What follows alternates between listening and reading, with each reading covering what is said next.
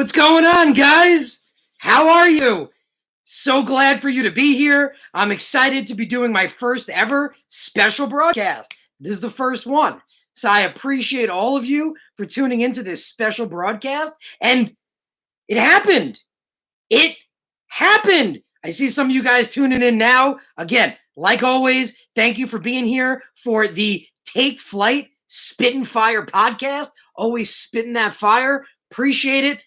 This is the first live broadcast we're doing. Sorry, this is the first special live broadcast that we're doing. Excited, stoked for you all to be here. Guys, it happened.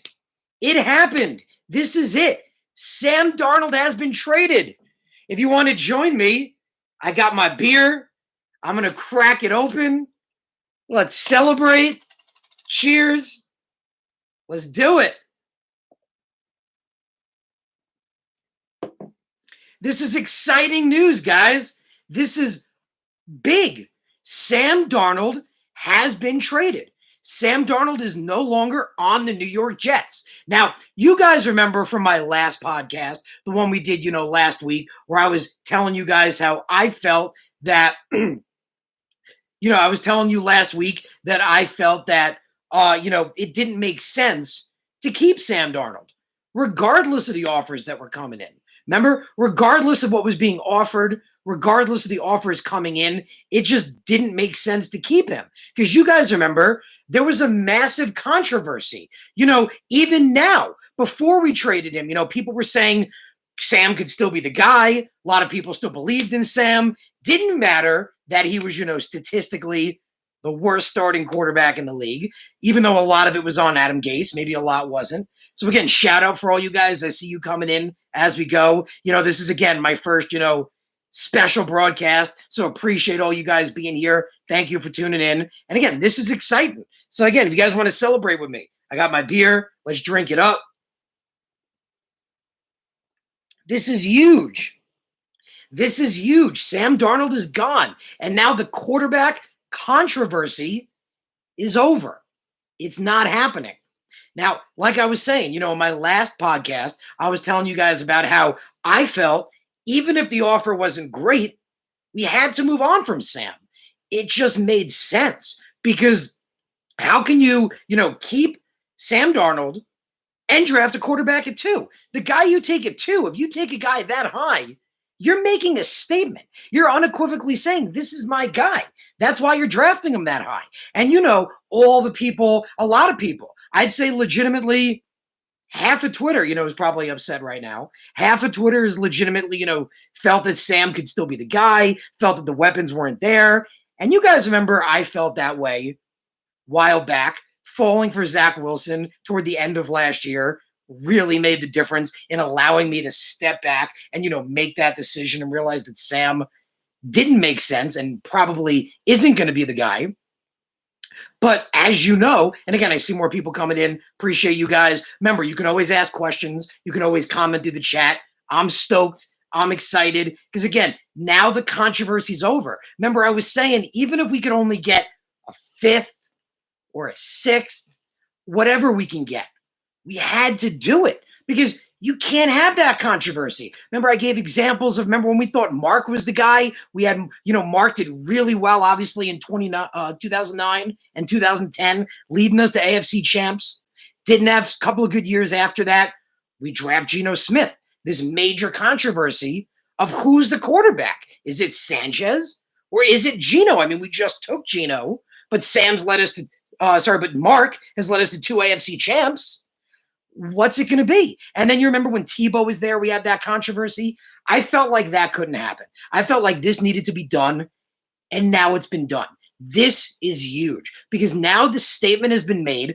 Obviously, the Jets are going quarterback at 2. You guys remember back, when the 49ers trade happened, I was telling you that I felt that that's what that meant. Remember that either Joe was given an offer, because why not? I mean, if you want to move up to, 5, 4, and 3, why wouldn't you want the 2?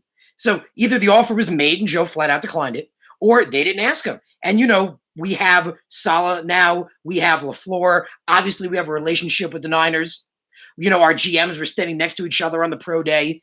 They're talking. They know if they didn't try to get the number 2, we knew there had to be a reason for that. So I knew that meant the Jets are going quarterback, and that's what this means. So Sam Darnold is no longer a New York Jet. Now, if you haven't heard, for the Jets, they're getting for Sam Darnold a 6th round pick this year and a 2nd and a 4th next year. Now, if you guys remember my last podcast, I was saying how, we were always saying that Sam Darnold, struggled, wasn't that great, the worst starting quarterback in the league. Can't put all of that on Gase. We talked about how, Flacco and Tannehill did so much better than Darnold did. The difference between, low numbers and bad numbers. And we felt that, he wasn't that good. And then we found out that a lot of other GMs felt the same way. We found, from Kimberly Martin, remember I gave you guys that report last Monday, the breaking news at that time was that she'd spoken to multiple GMs and they felt that Sam was barely worth a 3rd round pick. They felt the kid was barely worth a 3rd, and even a 3rd they felt was too rich. So we knew we weren't getting great offers. We were hoping, and remember my big theory was that Joe was waiting to draft day. He was waiting until draft day. Remember I gave you my take on that, saying that, if, we wait till draft day, all the top 3 quarterbacks, 1, 2, 3 are going to be quarterbacks off the board. Maybe someone offers a better trade. Maybe we get a 2nd at the time. But at most, we were hoping to get a 2nd round pick. Joe Douglas got us a 2nd round pick. It's just not in this draft, but it's still a 2nd round pick. Next year, it's a 2nd round pick. So he got us a 2nd round pick and a 4th round pick next year and a 6th round pick this year. That's a good trade. That is a good trade for Sam Darnold. Joe Douglas nailed it. He did great. He got good value. Again, not great value, but think about, everything we were just talking about. We knew Sam, wasn't great. We knew, that the offers weren't great coming in. So this was a great trade. This was wonderful. You can't beat it. So as of right now, we're all in. We're all in on the next quarterback, and you guys know that for me, that's Zach Wilson. I mean, you guys know I've been on Zach for a while now, long before the conversations, were going on about how great Zach was and how great he was going to be. I loved the kid, talked all about his pocket awareness, his presence in the pocket, his ability to throw receivers open, his decision-making. I fell for the kid. I loved the kid. I felt that, again, he was the 2nd best by far, way better than everybody else other than Lawrence, that he was closer to Lawrence in certain aspects, even better than Lawrence in aspects like pocket awareness. So this is exciting. This is really, really exciting, guys. I hope the pick is Zach. I don't see how the pick isn't going to be Zach. I mean, as you see now, we see it as, the draft comes closer. We saw it every year in the NFL draft. As the NFL draft approaches, we see more information come out, more of what a team might be willing to do. You guys remember, I was way big on Zach before Zach was even talked about. Now, he's the focus of conversation. All anybody talks about is how great Zach Wilson is, how he's the 2nd best quarterback by far, how the Jets were going to take him, and now they are. I don't see how they're not going to. So, again, this is huge. But let's take a second and let's talk about Sam Darnold. Again, remember, guys, you can ask me questions, chime in through the live chat. If you want to, ask me something, have me bring something up, talk about something specific, let me know. Okay? But with Sam Darnold, a lot of people tend to forget that when we took Sam Darnold with the 3rd overall pick back in 2018, he wasn't drafted considered to be a finished product. In fact, it was far from it. Sam Darnold was drafted considered having the most potential of any quarterback in that draft class, but he was far from a finished product. He needed a lot to work on, but the potential was there in spades. And hell, we saw it in 2018. In 2018, remember, I was never a huge Darnold guy. I, at the time, felt that Lamar Jackson was the best quarterback in that class. Knew the Jets weren't going to take him at 3 because you're not going to reach, even though obviously we know now that's stupid, but they're not going to reach for Lamar Jackson at 3. Therefore, I got really high on Baker Mayfield. I figured Baker was going to be the guy. I wasn't big on Sam because, that stigma with USC quarterbacks, same stigma we see with Ohio State quarterbacks. because again, it's the system. A lot of them are system quarterbacks. But again, when we drafted Sam Darnold, all the potential was there, all the talent was there. But as we know, it hasn't translated. It hasn't translated at all, unfortunately. And we saw a little bit of it in 2018, but ever since Adam Gase got his hands on him, he's molded him into a giant piece of crap. Unfortunately, that is what Adam Gase has molded Sam Darnold into. And, we joked about how during the season, thank God he didn't get to get his hands on James Morgan, because, if he couldn't turn Sam Darnold, who had all the potential in the world, into something, what's he going to do for a project like Morgan? He's going to make the guy want to quit after one game. But when we took Sam Darnold, all that potential was there. And it hasn't translated. He struggled a lot. And we can make up, all the factors. You guys remember, I was huge on Sam Darnold for a long time. I supported this kid. One, because again, it's your quarterback. That was, the biggest thing with me, honor and loyalty. He's my guy. He's our quarterback. He was the one we're supposed to build around. He was only 23 years old. Again, all the talent in the world, didn't get talent around him, bad coaching, all the factors we talked about. But now, maybe finally he can get that. Because remember, Sam Darnold had his best success with Robbie Anderson. And who's he going to be uniting back with the Carolina Panthers? Robbie Anderson. If you remember, who's the Carolina Panthers head coach? Matt Rule. Matt Rule was originally going to come here to the Jets. But again, we could thank, the Johnsons have fixed it, obviously, now. They've given Joe Douglas the reins. They've given him control. They brought in Saleh. So we got to say good job now. But at the time, they screwed the pooch. And at the time, they told Matt Rule, we're going to handpick your staff. And Matt Rule said, see ya. That's it. I'm not playing that game. So we missed out on him. But now Sam Darnold gets to work with Matt Rule, gets to be part of that offense, gets Robbie Anderson back, has a much more competent offensive line than we currently have. You guys know my big thing is we take a guy like Creed Humphrey, get that awesome center, fix that offensive line fast, literally just getting Creed. I hope we get a guard too, but literally just getting Creed makes all the difference in the world. That's why we got to take him at 23, in my opinion. But hopefully Sam can succeed now. Because again, he's still one of the youngest quarterbacks in the NFL. And he showed lots of potential in the past. The biggest thing with Sam, as we know, is the decision-making, the turnovers, getting stressed or being put in a bad situation and trying to make something happen. That's why we saw bad numbers. And remember, we talked about that, the difference between if the numbers were low, that would be one thing. The numbers have been bad. That's a whole nother thing. So Sam now gets his shot with the Carolina Panthers. He gets his shot with Matt Rule. He gets his shot with Robbie Anderson. Hopefully he can salvage it, man.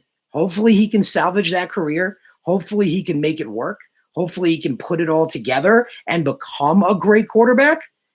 But us, the Jets, this is what we wanted, guys. Remember, like I was saying, I felt that 49ers trade meant without question we were going quarterback.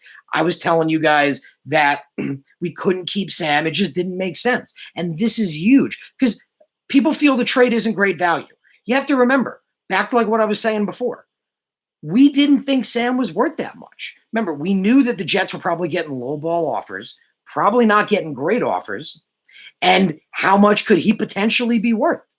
So again, we reported, Kim Martin said that maybe a third round pick, that might even be a little rich for Sam Darnold potentially. So this is huge because now, again, we've walked away with a second round pick. Yeah, I'm with you, Ken. 100%, my brother. I'm with you. Warren Sharp. Yeah, this is great value. It definitely is because we have to, again, take all the things into consideration. Sam Darnold was by far the worst starting quarterback in all of 2020, without question. And exactly, yeah, I'm going to get to that in a sec, but you're exactly right, man. Yeah, so he was the worst quarterback in all of 2020, no question, starting quarterback. And we brought in, sorry, lost my train of thought. We said that, what we could get for him. We didn't know what we could get. We talked about, all those numbers, that he wasn't good. He had been bad. We felt that, we'd be lucky if we can get a later round pick potentially. Maybe we thought if we were lucky, we could get a second round pick on draft day. We got a second round pick. It may not be in this draft, but again, big picture is what matters. What matters is looking to the future, the big picture. We're building this team for the long run. We got a second round pick next year. We also got a fourth round pick next year, and we got a sixth. So this is a great trade. Joe Douglas did really well. And again, a statement was made. And I think that statement was important because we can't have the controversy. You remember what I was talking about, guys? You remember I was saying how, even if we got Zach or whoever, what's up, John? Shout out to John. He's saying great trade. Yeah, I agree, man. We were just saying this is a great trade. It really, really is. I'm excited. You guys want to join me? I cracked out my beer. I'm happy. This is a great moment. This is exciting because we're turning the corner. We knew our franchise is going in a new direction. This is it. We're turning that corner. We're bringing in a new quarterback. We're building this team right. We have Joe Douglas, who's had an unappreciated free agency, massively unappreciated. You guys remember, I got all into it in the last couple, and I believe it was my last podcast or the podcast before that, how great his free agency was, how he built up so many positions of need. He fixed wide receiver. He fixed the defensive line and edge rusher, something we haven't had in forever. He got linebackers. The biggest need right now, offensive linemen and cornerbacks. But we're going QB at 2. That's what this means, guys. Cheers. We're going QB at 2.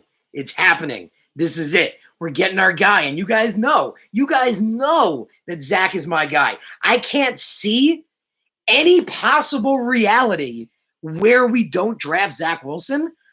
I just can't see it. Doesn't make sense to me. Because again, you guys remember all the stuff I've been saying for the longest time about, how he's the second best by far, how great he is, the things I look for. You guys remember my first podcast, how long I've been on him. Now everybody else is. Everyone's saying how great he is. Everyone's got him listed up there, up at the top. The only crazy thing I could think of, which somebody else pitched the other day, hey, they're building up Zach Wilson so big and so amazingly. What if the Jags take him? Well, you know what?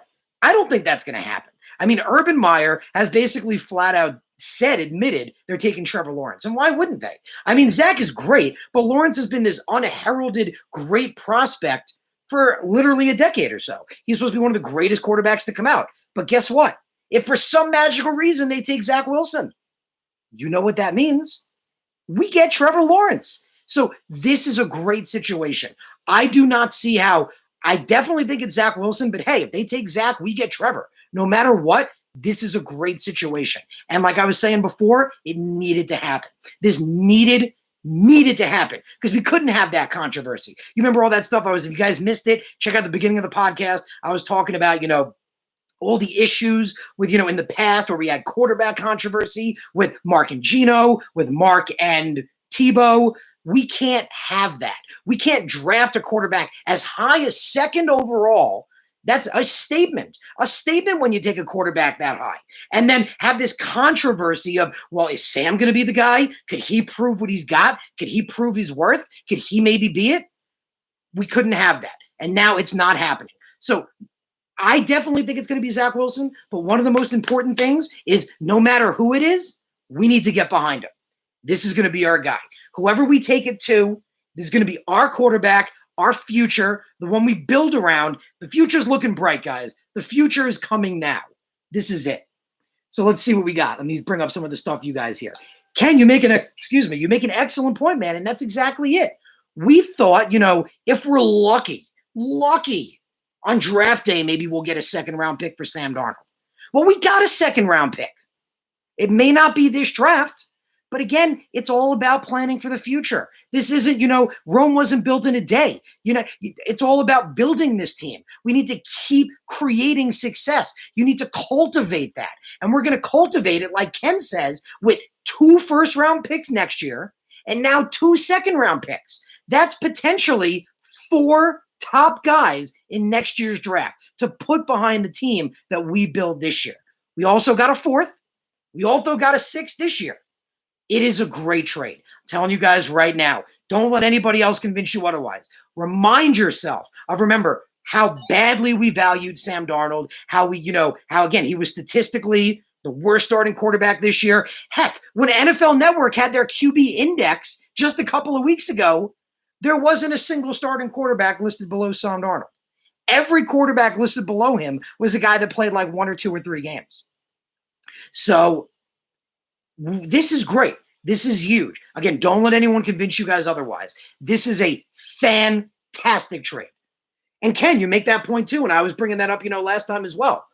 We could potentially package something, potentially move back up. There's a lot of things we could do. Again, we have 2 seconds now next year. We could potentially take the 23rd overall and a second next year and package that like Ken's suggestion and move up maybe to, low teens, give or take. Get somebody like a Jeremiah Owusu-Koramoah, maybe sweep in, get a JC Horn potentially, because I don't think a guy like Horn's going to be on the board at 23. I really don't.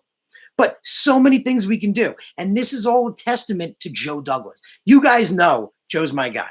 You guys know I've done nothing but talk great stuff about Joe Douglas. After that first draft, the day after, I was saying how great that draft was, how he nailed it, all guys on my board, and they've shown.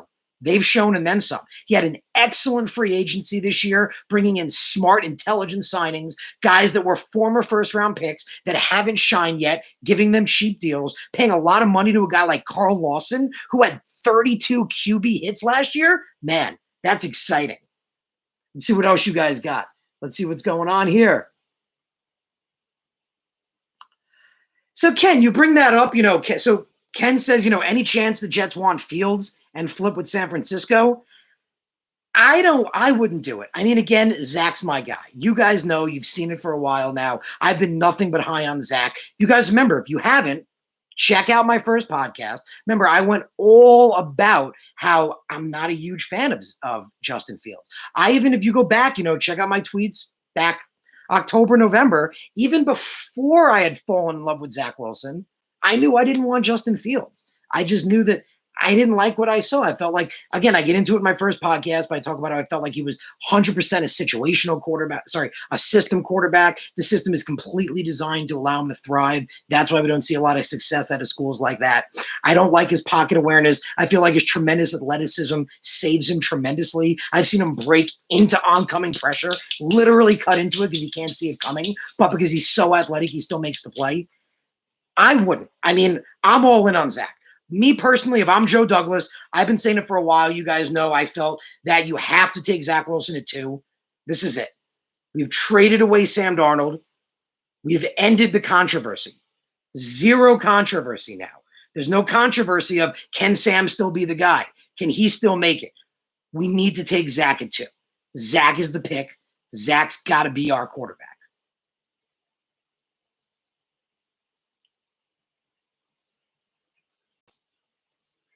That's possible, John. I honestly haven't heard it. So John says, is there truth to the fact that Wilson's physical results could have potentially led to the trade? I mean, to me, it wouldn't have been a factor to me. I was convinced, again, this kid was tough as it is. Back when everyone was saying, oh, he's probably not 6'3". He's probably under 6 feet tall. He barely weighs 200 pounds. That stuff didn't bother me. I knew he was a tough kid. You watch him in that Coastal Carolina game get chippy with those DBs. I've seen him get chippy with linebackers. When he runs, I've seen him get blown up on the sideline, just murdered, gets right back up. This kid is tough. This kid is a baller. This kid brings it every day. He's ready to play. It couldn't be tougher. And people were talking about size concerns. The kid came in at 6'2", yet he weighed more than Trevor Lawrence. Think about that for a sec. No size concerns with Trevor Lawrence. Zach Wilson came in 3 inches shorter than Trevor Lawrence, yet he weighed more. We thought Zach Wilson was going to come in at 209. Some people were like, he's going to be under 200. He came in at 214. You guys know I've mentioned it before in my prior podcasts. I don't get too caught up in measurables because when you get too caught up in measurables, you miss on guys like Russell Wilson. You miss on a guy like Kyler Murray. You don't take a Devonta Smith because you think he's too small. You know what you do? You take a Brock Osweiler. That's what happens. When you get too caught up in measurables and those kind of things, you take a guy like Brock Osweiler. Measurements don't mean that much to me. Heart, playability, what I see on that field. That's what matters to me personally. Yeah, you guys are just confirming it. And again, yeah, shout out to all you guys. Appreciate all of you being here. Thanks for tuning in. Thanks for coming to this special broadcast. But again, this was a great trade. We knew Carolina was one of the big factor teams in the works because, again, it makes sense. Think about the factors. Matt Rule, their head coach, was originally going to come here, which his quarterback was going to be Sam Darnold. That was the case. And at the time, he would add Robbie Anderson as his top receiver. This makes the most sense. It really, really does. And now it's happened. And again, it's a great trade. Ken brings it out. Shout out to Ken. Walter Football gives this an A. Man, I give it an A. I'd even give it an A plus because, again, we have to take these factors into consideration. We heard just in the beginning of the week that most GMs barely valued Sam Darnold as a third overall pick. They barely did. Sorry, third round. They barely valued him as a third round pick. Then we look into, maybe they're offering a fourth, maybe they're offering a fifth. We talked about, if we're lucky on draft day, maybe we can get a second round pick from a team after all the top QBs are off the board. Well, we got that second round pick. It's next year. We got a fourth round pick. That's next year too. And we got a sixth. This is a great trade. A great, great trade. So again, I don't see how this pick can't be Zach Wilson. You guys know Zach is my guy. You guys know I've been nothing but all over Zach for a while now. Second best QB by far. All the NFL translatable traits I look for. All the cerebral traits. Yeah, can you bring it up too? The Panthers owner loved Darnold. This is really the best situation. And again, going back to Sam, we'll talk about Sam Darnold again for a second. Remember, a lot of people tended to forget that when he was drafted with the third overall pick back in 2018, he wasn't expected to be this finished product, throw him out. He's going to be a Trevor Lawrence. That was never the case. He was projected high because of his potential. He was expected to have the most potential of any quarterback in that draft, but his skills needed to be honed. He needed to be coached up. He needed to be taught. And we saw a lot of that potential in 2018. But then Adam Gase came in, and he got his dirty little hands on Sam Darnold, and he screwed him up left, right, forward, and back. He messed it up big time. And again, we can't put it all on Adam Gase because Sam being statistically the worst starting quarterback in the NFL last year, the horrible numbers he put up, the bad decisions he made. We can't put that on Adam Gase because, again, we saw Ryan Tannehill and Joe Flacco do significantly better in the same systems. And again, we talked about the difference between low numbers and bad numbers. It would be one thing if Sam was getting sacked all the time, wasn't able to make the throw, and the numbers were low. But the numbers were bad. He was making bad decisions because of the bad situations he was being put in. So the hope now is, hey, Panthers still have Teddy Bridgewater. Maybe they don't plan on starting Sam Darnold right away. Maybe Sam Darnold's going to sit for a little bit, which could be one of the best things for the kid. Again, still one of the youngest quarterbacks in the league, still ton of untapped potential. He's got to turn it around. I think he can maybe with the Carolina Panthers, with the right coaching, in the right system, with the right talent. Maybe he could do it. So that's really it, guys. I just want to tell you it's exciting. This is really, really exciting. I'm thrilled. I hope you're thrilled too. Again, grab your beers, celebrate, drink it up. This is a great moment. This is the beginning of the turnaround. This is the day we're going to look back to and say, this was the day the Jets started. This was the day the dynasty began. This will be it. Because again, we got the GM, we got the head coach, we needed the quarterback. By moving on from Sam, this statement has been made. We're getting that quarterback. It should be Zach Wilson. I don't see how it could be anybody else. This is it. And again, the biggest thing again is now there's going to be no controversy. That's the biggest thing with me. There's going to be no controversy among analysts. There's going to be no controversy among Jets Twitter. Whoever we take it to is our quarterback. And that's the guy that will lead us to where we need to go. And we need to give him the right tools and the right weapons. And who's going to do that besides Joe Douglas? I mean, he's already started to. We saw, before Joe Douglas, Mike McCagnon, that joke, takes Sam Darnold, and then after that, no offensive help. No offensive help. What does Joe do? His first draft, he takes our first round offensive lineman since 2006. Gives us Mekhi Becton, my guy. You guys know I love Mekhi. Mekhi was my guy. Mekhi was the one I wanted. He was the offensive lineman I wanted over everybody else.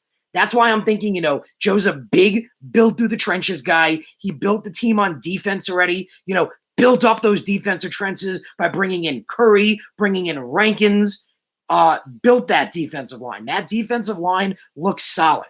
Now it's time to address offense. I think he's going to go offensive line high again. And he took my guy last time. He took Mekhi Becton. I wanted over everybody else. If he does it again, it'll be Creed Humphrey. He will take Creed Humphrey, the center of our future, the man that shows the cerebral traits that I look for. You guys know I've tweeted all about it, so you know what I'm talking about. That second QB on the field, more than just a blocker, the one that's going to grow with Zach Wilson, show him the plays, show him the adjustments, call out the defense, lead them to greatness. So hopefully we got Zach at 2. We got Creed Humphrey at 23 because you can't pass on him. The way I look at it is every other position, even cornerback, there's depth in this draft. Every other position I could think of, there's depth in this draft, except at center. There is no other Creed Humphrey, in my opinion. And you can't miss on a guy like that. What if you say, I'm going to hope he's going to be there at 34? And what if he goes to the Steelers? What if he goes to another team? If you guys didn't see my mock draft I did with Green Bean, shout out to that. Last Monday, I did a mock draft with Green Bean. The fans were all voting on whether to trade back at 23 or take Creed. I said I didn't think it was the right move because I think he could be gone. We traded back. Steelers took Creed Humphrey. The Pittsburgh Steelers took Creed Humphrey in that draft. I believe it was 2 or 3 picks right after we did, and we didn't get him at 34. He's the one player, guys, the one player other than Zach Wilson that we can't afford to miss on. I've been saying that for a while. Again, in cornerback, there's depth. I could go through all of it. Asante Samuel Jr., Eric Stokes. There's depth at every other position. But you can't miss Creed Humphrey. This is not a player you can miss on. So we need to take him at 23. It needs to happen. We can't get cute. We can't play games. We can't hope he's going to be there at 34. He's going to be that next Nick Mangold. Him, I'm telling you, Ken, same thing. The Steelers, I said it myself, told them back on Monday on Green Bean's podcast. I literally said, guys, if you want to trade back, that's fine. But I'm telling you right now, there's a chance you could miss on Creed. And I'm predicting that the Steelers will take him. And the Steelers did. In that mock draft, check it out. It's live on Green Bean's channel. The Steelers exactly took Creed Humphrey with their first round pick. We can't get cute, guys. This is the one player that's other than Zach. Zach and Creed are the 2 players that have been in every single one of my mocks. You can't pass on this kid. You need that great center. McGovern can be a guard. That's fine. He doesn't have those cerebral traits. He's bad in pass protection. He can play guard. That's fine. But you need a great center. We need our next DeBrickashaw Ferguson and Nick Mangold combination. That's what we need. And that's going to be Mekhi Becton and Creed Humphrey.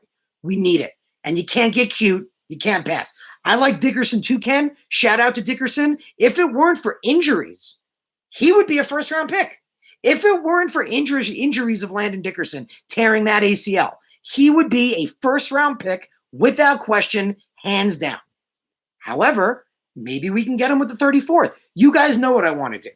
My mock hasn't changed. We take Zach Wilson at 2. We take Creed Humphrey at 23. And then either at 34, I'm hoping either Wyatt Davis or Landon Dickerson is there. That's my hope. One of those 2 will be there. We take them there. And then with the next 2 picks, the 2 third-round picks, we go cornerback. We take the best available cornerbacks. But we got to fix that offensive line. It is a priority. So,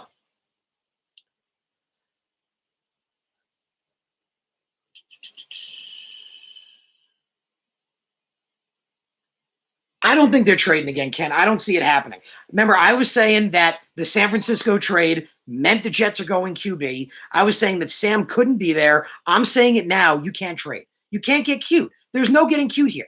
Been saying for a while, Zach Wilson is the best quarterback next to Trevor Lawrence in this draft, hands down. And in some aspects, like pocket awareness, pocket presence, mobility, he is better. We cannot pass on this kid. So there's no getting cute here. He needs to be the pick at 23. And again, like you said, worried about the Steelers. We can't take risks. Creed Humphrey at 23 is always going to be my pick. So yeah, so I'm not going to keep you guys too much longer. I just want to thank all of you for tuning in to the Take Flight Spit and Fire podcast. Like always, appreciate every single one of you being here. Shout out to my guy, Ken Sky. Appreciate you being active in the chat. Love our conversations, brother. Keep it coming every week. Shout out to John Post. Appreciate both you guys. Thank you for your comments. Thank you for your interactions. Appreciate it. Definitely keep it coming. Do not forget, tomorrow I am doing a special Take Flight Spit and Fire podcast. Finally figured out how to get that software going. Technology's, not my strongest thing, but I got it going. I was able to get StreamYard going. So tomorrow we're going to do a mock draft together. So tune in tomorrow for the Take Flight Spit and Fire podcast live here at 7 p.m. We're going to do a live mock draft together where we're going to go through all the picks. We're going to go through everybody. We're going to talk about who's available, who could potentially be the pick. You ask me about guys, I'll talk about anyone you want to talk about, and you guys get to vote. You can choose if we trade back. You can choose who we take. We're going to do this together. It's going to be a group effort, okay? So tomorrow, 7 p.m., be there. Together, we're going to do a live mock draft. So again, I appreciate all of you being here. I want to thank you again for tuning in to this special presentation of the Take Flight Spit and Fire podcast. Again, shout out to Ken. Shout out to John. Matthias, I see you here right now. Shout out to you. Hopefully I'll see you guys all tomorrow. Thank you again for being here. And I will see you guys tomorrow at 7 p.m. for our live mock draft. Take care, guys.